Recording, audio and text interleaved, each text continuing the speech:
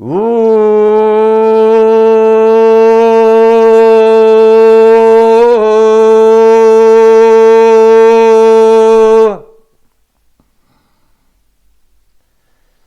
that's what I was doing this morning in the bath.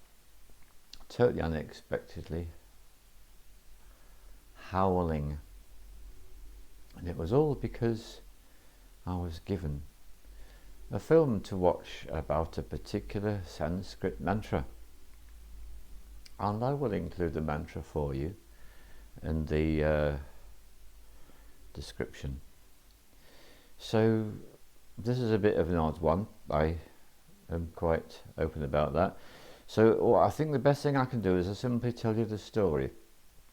So maybe a week ago I got sent a link to a particular film, and that will also be in the description. And I knew when that film came in, and I wouldn't be able to just watch that any old time. I'd have to wait till the right time. And very recently indeed, the right time did arrive, and I did watch it. I watched 15 minutes actually, and I totally got what it was the person wanted to communicate.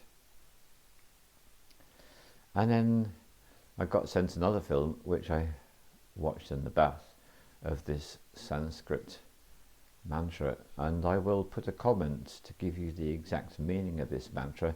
Some mantras you really don't need to know the meaning, but others it really is a good idea to have a proper understanding of the meaning, and this one is definitely one.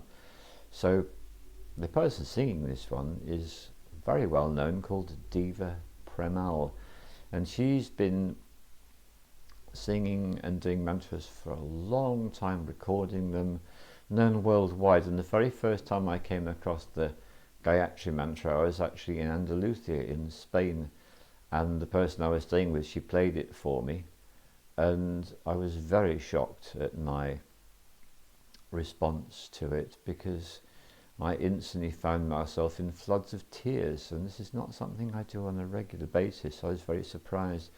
But what surprised me a lot more is that the next 6 times I heard it in different parts of the world, because it's not something I heard often, but whenever I heard it, I had exactly the same response, which is I was in floods of tears.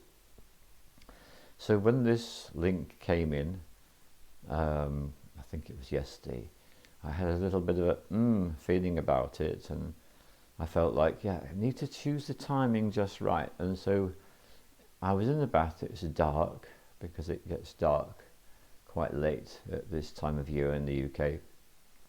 And as soon as I saw the woman's image, before I'd even pressed play, a lot of things started to get triggered in me. And then I actually pressed the play, and I started off by trying to join in with the mantra, and then realizing I wasn't able to do that, and then listening to the mantra. And then the floods of tears happened, and then the howling started. Well, this is the little fragment of my journey in October 2021. People will look back at this year and at this month as being a real significant moment for the evolution of humanity, because it's a very powerful time indeed. And I've listened to a lot of people during the month of October telling me what's been going on for them, and this is me telling a little bit about what's been going on for me. So this really is my story about what's been going on for me, but I'm going to share a little bit of it now. I'm going to be waiting before I share the rest of it. I just want to focus on this particular issue at the moment. So when I first saw and heard Diva Premal, the first thing that strikes me about her is her beauty. And the second thing that really struck me about her was her purity and her innocence. And this is going back to 2008. That was when I first got exposed to this in Andalusia. And so many emotions flooded my being that it was really quite contradictory.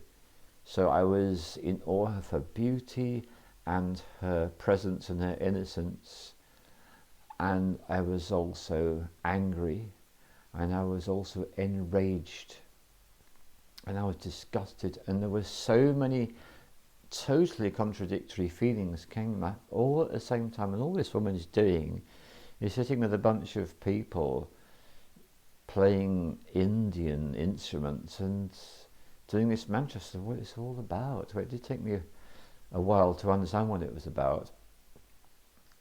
And actually the person I was staying with was a shaman, so we were able to work on this together. And it's all to do with what happened to me in childhood. And that howling sound which is the first time I've ever done it. That was this morning in the bath.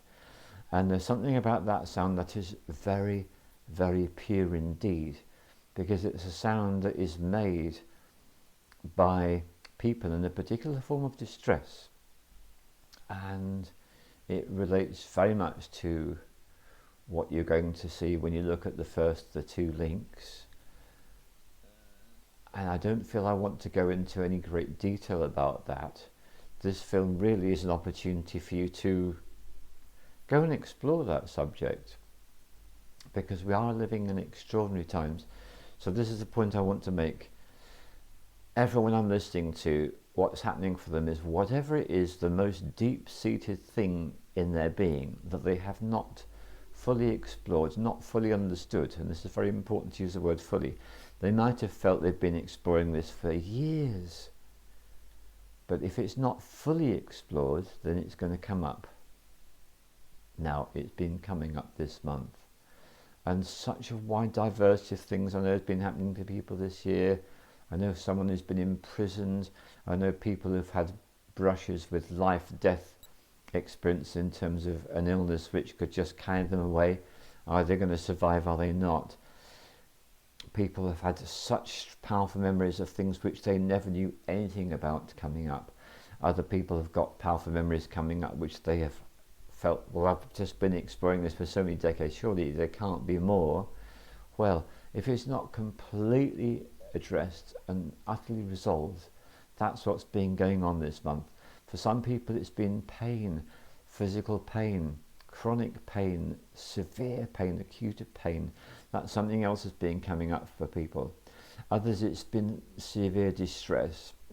For some people it's been depression, all sorts of difficult, really hard to deal with feelings and physical states have been coming up for people at this time. And the message is very clear. This is the chance to sort the stuff out that you haven't sorted out. Whatever you have not addressed up until now, this is it. Address it now. And you feel so much better if you do. Now, there's been a particular method by which this has been able to be processed by literally millions, and so I do need to speak about this. There are millions and millions of people that have been getting viruses. Some people have been getting colds, some people have been getting the flu, some people have been getting something for which they could do a test and get labelled positive for. And I'm going to use a very general, generic term, which is viruses. So a lot of people have been having experiences getting viruses and having symptoms. And some of these symptoms have been just like a cold. For other people, it's been a lot more severe. There's been a particular combination of things for people, which has been some kind of a purge from the gut, having to go and be sick, coupled with some respiratory thing, a cough, maybe a persistent cough, maybe a severe cough, maybe an acute cough, maybe a chronic cough. These have been very strong symptoms, chesty, cold type symptoms. Now the reason why all this has been happening to people is because this is the mother of all purges. So when people can be more consciously aware, then they might be able to identify exact memories or feelings or emotions. But if it is too severe for that, if that's more than the person can cope with, it comes up in the way I've just described as a kind of a virusy type illness where they feel terrible and they may well be emotions attached to it. And this is the mother of all purges. This is whatever has been hanging around in the system, not fully addressed, coming out and being released. So this is such a powerful time of year. So I'm going to call it a halt at this, and I will be making more films on this subject, but I want to thank you very much for being with me in this one, and if you are moved to do so, choose the right time and have a look at the links in the description. Thank you very much indeed. All the love.